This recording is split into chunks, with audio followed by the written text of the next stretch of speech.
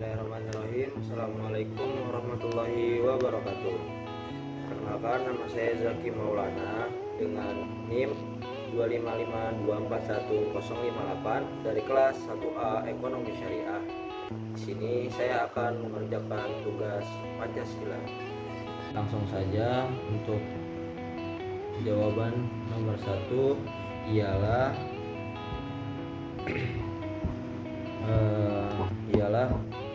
sejarah perjuangan bangsa Indonesia dalam merumuskan Pancasila sebagai dasar negara.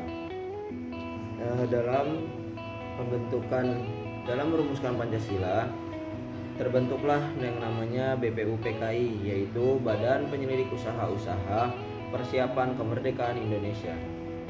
BPUPKI ini lahir pada tanggal 29 April 1945. BPUPKI mengadakan sidang pertamanya pada tanggal 29 Mei sampai 1 Juni 1945. Dalam sidang ini membahas tentang dasar negara Indonesia merdeka. 3 tokoh utama yang mengusulkan rumusan dasar negara yaitu Mr. Muhammad Yamin yang mengusulkan 5 asas. Yang pertama ialah peri kebangsaan, yang kedua peri kemanusiaan, yang ketiga peri ketuhanan, yang keempat peri kerakyatan, dan yang kelima adalah kesejahteraan rakyat. Terus yang kedua ada Profesor Dr. Supomo yang menekankan asas negara integralistik dengan semangat gotong royong dan kekeluargaan. Lalu yang ketiga ialah Insinyur Soekarno yang mengusulkan 5 prinsip yang disebut Pancasila, yaitu 1. Kebangsaan Indonesia, 2. Internasionalisme atau peri kemanusiaan, yang ketiga mufakat dan demokrasi, yang keempat ialah kesejahteraan sosial, yang kelima ketuhanan yang berkebudayaan.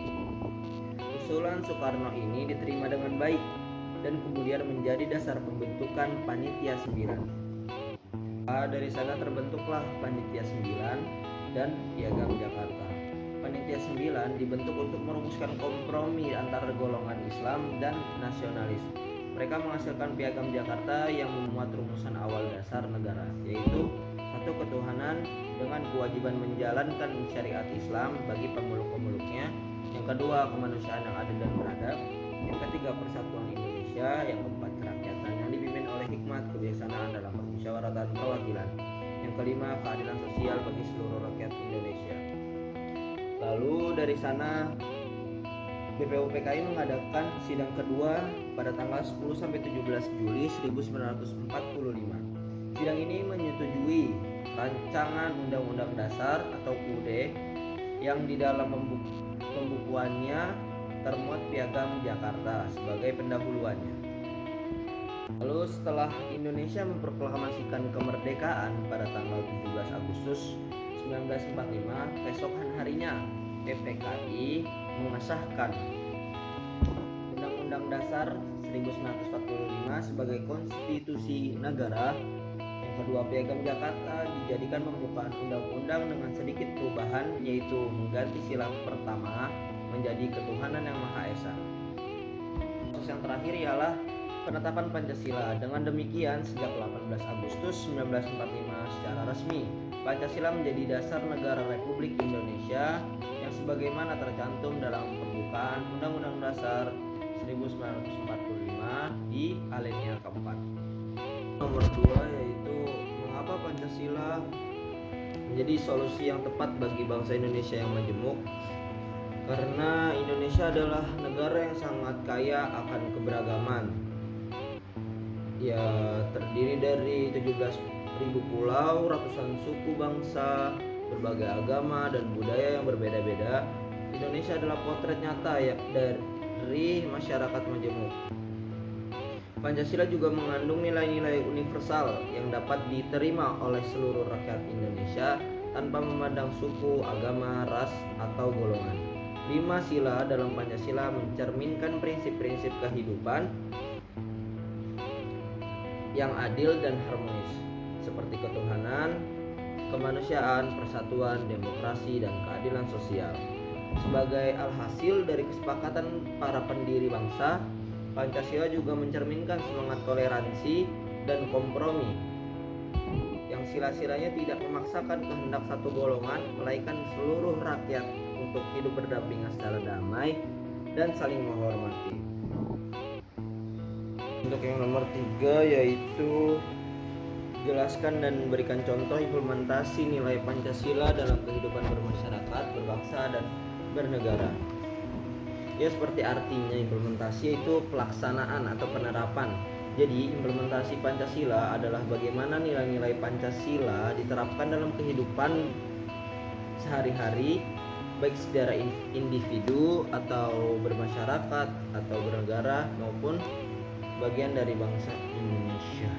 Oke, sila yang pertama yaitu ketuhanan yang Maha Esa, dengan makna menunjukkan bahwa bangsa Indonesia mengakui adanya Tuhan yang Maha Esa dan menjunjung tinggi nilai-nilai keagamaan serta kebebasan beribadah sesuai kepercayaannya masing-masing. Pengimplementasian dalam bermasyarakat yaitu saling menghormati antar pemeluk agama dan tidak memaksakan keyakinan kepada orang lain. Lalu contohnya mengucapkan selamat hari raya kepada teman berbeda agama tanpa harus ikut ritual keagamaannya. Dalam berbangsa, pemerintah menjamin kebebasan beragama melalui peraturan dan perlindungan hukum. Dengan contoh, pembangunan rumah ibadah dilindungi oleh undang-undang. Dalam bernegara, kebijakan negara tidak memihak pada satu agama tertentu, tetapi bersifat adil bagi semua agama. Dengan contoh, hari besar keagamaan dari berbagai agama ditetapkan sebagai hari libur nasional. Sila kedua yaitu kemanusiaan yang adil dan beradab, dengan makna menekankan bahwa setiap manusia memiliki derajat dan hak yang sama sehingga harus diperlakukan dengan adil dan berperi kemanusiaan. Pengimplementasian dalam masyarakat membantu tetangga yang kesulitan tanpa memandang suku, agama, atau status sosial. Dengan contoh gotong royong membantu korban bencana alam. Dalam berbangsa, menghormati hak asasi manusia atau HAM dan menolak segala bentuk kekerasan atau diskriminasi. Contohnya menentang perundungan atau bullying di lingkungan masyarakat, di lingkungan bangsa. Dalam bernegara, negara menjamin keadilan sosial bagi seluruh warga negara. Dengan contoh program bantu sosial untuk masyarakat yang kurang mampu. Sila ketiga yaitu persatuan Indonesia, dengan makna menekankan pentingnya menjaga keutuhan dan persatuan bangsa di atas kepentingan pribadi maupun golongan. Pengimplementasiannya adalah dalam masyarakat mengutamakan semangat gotong royong dan kerjasama antar warga. Contohnya saling membantu saat ada kegiatan desa atau kerja bakti. Dalam berbangsa menumbuhkan rasa cinta tanah air dan nasionalisme dengan contoh menggunakan produk lokal dan menjaga simbol negara, yaitu misalkan bendera, lagu kebangsaan. Lalu yang ketiga dalam bernegara menolak segala bentuk separatisme dan menjaga kedaulatan NKRI, yang mana contohnya ialah menentang gerakan yang ingin memisahkan diri dari Indonesia. Keempat ialah kerakyatan yang dipimpin oleh hikmat kebijaksanaan dalam permusyawaratan perwakilan, dengan makna menunjukkan bahwa setiap kekuasaan tertinggi berada di tangan rakyat yang diwujudkan melalui musyawarah dan demokrasi. Dengan pengimplementasian dalam masyarakat yaitu menyelesaikan masalah bersama dengan cara musyawarah untuk mendapatkan mufakat. Dengan contoh rapat warga untuk menentukan jadwal ronda malam. Dalam berbangsa menghormati hasil keputusan bersama meskipun tidak selalu sependapat. Dengan contoh mengikuti hasil pemilu dengan damai. Lalu dalam bernegara pemerintah dipilih oleh rakyat yang bertanggung jawab pada rakyat. Contohnya adalah pemilu yang jujur, adil, dan transparan. Sila kelima ialah keadilan sosial bagi seluruh rakyat Indonesia, dengan makna menegaskan bahwa kesejahteraan dan keadilan harus dirasakan oleh seluruh rakyat tanpa diskriminasi.